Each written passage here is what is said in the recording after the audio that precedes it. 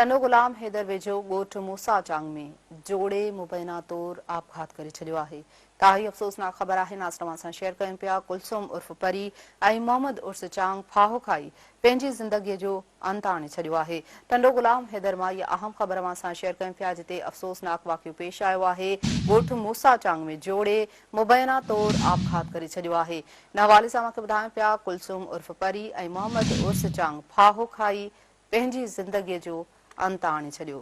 Breaking news आहे, नाज़रीन सां शेयर करे रहिया आहियूं। टंडो गुलाम हैदर वेझो ॻोठ मूसा चांग में जोड़े मुबैना तौर आपघात करे छॾियो। कुलसुम उर्फ परी ऐं मोहम्मद उर्स चांग फाहो खाई पंहिंजी ज़िंदगीअ जो अंत आंदो आहे।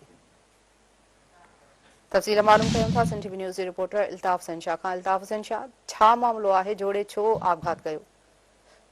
जी बिल्कुल, टंडो गुलाम हैदर वेझो ॻोठ मूसा चांग में मबीना तौर जोड़े आपघात करे छॾियो आहे।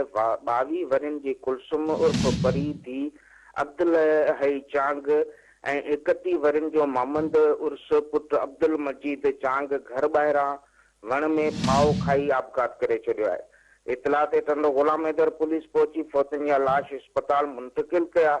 संदन शादी न थियण जो सबब ॿुधायो पियो वञे, जॾहिं त फौती उर्स अॻे शादीशुदा हो। जी ठीकु आहे, वॾी महिरबानी अपडेट करण जे लाइ अल्ताफ़ शाह।